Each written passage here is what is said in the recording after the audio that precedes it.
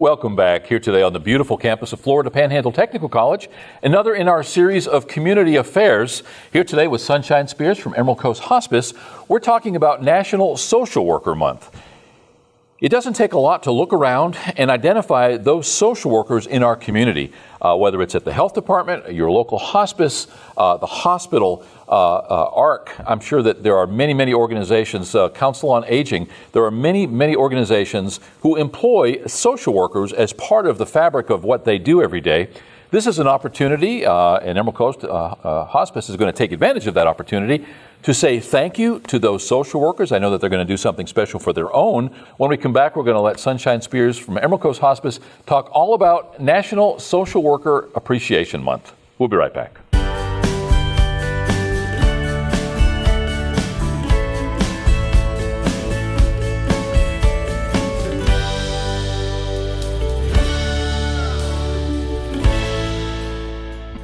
Welcome back. As mentioned, our guest today is Sunshine Spears from Emerald Coast Hospice. So often we talk about the bad stuff. We talk about what to do to avoid falls and how to avoid mixing up your prescriptions. But today we're talking about something a little more light, a little more positive, and that's that the month of March is National Social Worker Month, a time to appreciate social workers. Let's start with the nuts and bolts. What is a social worker? Who is a social worker? I'm sure we all know some, but we don't know them as social workers. What does that term social worker really mean? Well, they're trained depending on whether they're a licensed social worker, depending on their degree level, and obviously depending on the area that they work in is going to depend on what they do. But they provide a lot of resources for the patients and the families, the community. They assist with community outreach. And they're kind of the people that tie it all together. They look at the emotional aspect, the physical aspect. They coordinate care with the nurses and the other people involved to ensure that patient and the family get everything that they need to live a high quality of life. Yeah, and I'm glad you said it that way because my thought was that it is that person. They don't necessarily put hands on a patient. They're not caregivers, but they assess. They're the ones who do the intake surveys or go to a home to find out what the needs are. But they are definitely that very vital part of the machine because they are then the clearinghouse to know, okay, actual hands-on medical care, hospice, medical, dental, whatever the needs may be, sometimes daycare provider, because the situation is being exacerbated, their health condition, because they're trying to take care of kids at the same time of doing all this, or they just need somebody to help them as a clearinghouse find out what resources are available in the community. And this is not necessarily an association what we're talking about, but many times people are just simply not aware of the services.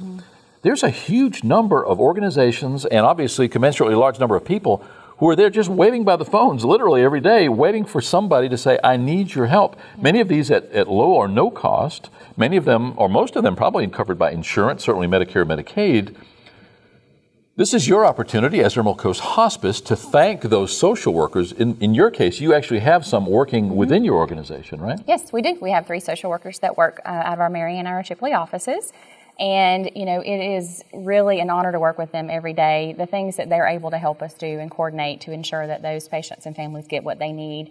The things that they do are kind of endless, but I did ask them to, review things so that I could know specifically what they do on a daily basis. And, it ranges anywhere from assisting with a Medicaid application for a patient who can no longer be at home. The family's made the decision that they need to be in a long-term care setting so that they can assist with getting that process started. It could be assisting with getting a respite care initiated, through hospice when families are taking care of patients at home. There are times that they need a short break, and through hospice we provide 5 days of respite services at a facility so that family can take care of things that they need to take care of. So they'll, as a social worker, they will help get that arranged. They, help coordinate services like you said, the medical, the dental. They also look at the emotional aspect of, the family dynamics. They will help that family better understand how to, to deal with certain situations. They're trained in an emotional aspect. They work with our Dream Foundation, through hospice. Our Dream Foundation is able to provide things like trips, electric wheelchairs, different devices and things that wouldn't regularly be covered by Medicare. They help coordinate with the community to get those things done for the patient. It's a broad range of things that they do, and oftentimes, you can't really put it all on a piece of paper. And we certainly appreciate everything that they do for us. Yeah. Now, you mentioned the Dream Foundation. We are on the campus of Florida Panhandle Technical College right now as we speak. And the campus actually embraced one of your projects. If people aren't aware, we can pretty much do anything here on campus.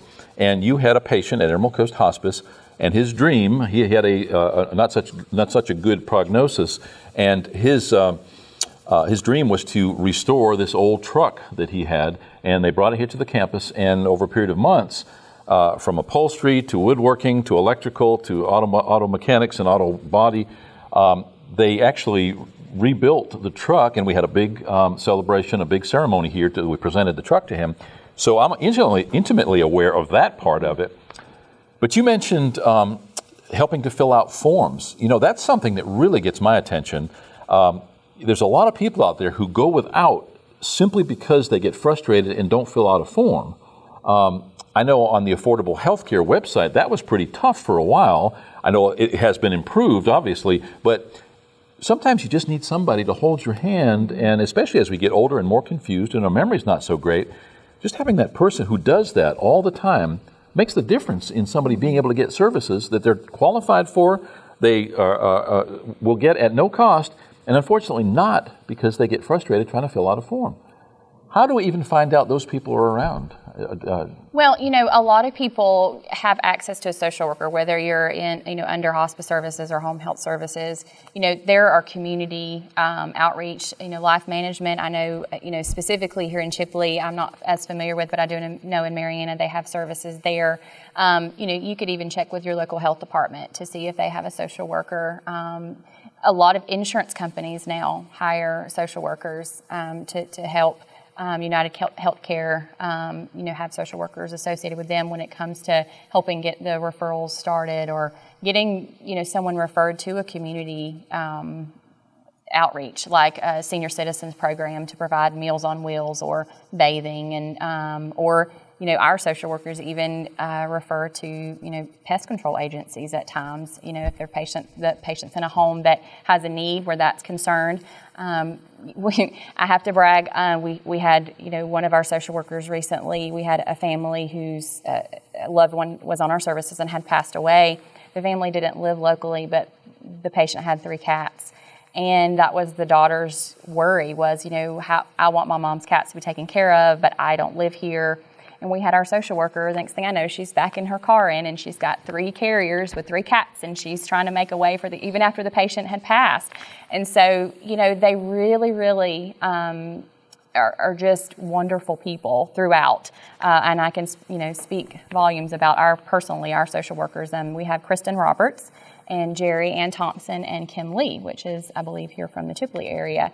And they really do go above and beyond for our patients and families, and even those who aren't on our services. We've had them, go out of their way to help donate equipment and things for people in the community that's kind of reached out to us, through our medical community. Go, hey, do you know someone who might have this or this? And we had one of our social workers that said, yeah, I think I've got one of those. We'll go by and see if they can borrow it for a little while. Just different things like that. And they're just wonderful people, and we are very blessed to have them at Emerald Coast Hospice. Yeah, you anticipated what I was going to ask next. I was going to give you the opportunity to give a shout out to your 3 social workers. So congratulations to the 3 of you for National Social Worker Month. It makes good business sense, going back to what you were talking about, having an insurance company with a social worker. I would imagine at the end of the day that just saves the insurance company money. It actually probably makes them more money because it qualifies people and gets them hooked up. Instead of trying to wade through all of that red tape, how nice, and that social worker has no dog in the fight. They're not trying to sell insurance. They're just trying to do the best for the patient. Would you say that the common denominator of any social worker at the end of the day, and I don't know a thing about this, but I can't just imagine that their mission statement when they graduate from that specialty is to do no harm to a patient, just like a doctor, but to, at the end of the day, the only thing they care about is the welfare of that patient. Absolutely. So they leave them better than they found them, and it seems like they were a pure service, because their whole thrust is to take care of that patient. So whether it's your people trying to figure out how they can best help them, it's not just about making sure that they get the best hospice care, if they indeed are of a point to do that. But as you point out, there's all kinds of other life-changing circumstances that they're helping these people get through. And what better or more noble a service? Absolutely. Certainly worthy of having an appreciation. Oh, yes, absolutely. Probably more than 1 month, but Is this something that you do every year, or is this new? It is every year. Yes, it's national. So yeah, and we're just taking the opportunity to recognize those that we work with locally, and through our hospitals and our home health agencies, and our nursing facilities, our skilled nursing facilities. They all have social workers. What they do is help transition patients back into a home setting, or help transition to a long-term care setting. And there's kind of all the time behind the scenes communication and things going on for them to coordinate with each other and with other services to ensure the patient's needs are met. It sounds like, broad strokes, their job title or their job description is just to do anything anybody else can't or won't, or is not aware that needs to be done. Yeah, and if they can't do it, then they can hopefully tell us the resources that we can go to get it done. Yeah.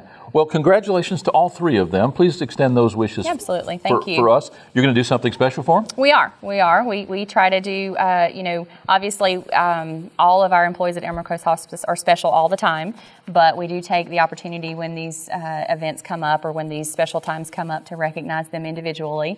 And so, we look forward to being able to do that for our social workers this month. So. Well, just as when it becomes National Nurse Month, I would imagine same thing. You've got nurses on staff. You're one yourself. Yes.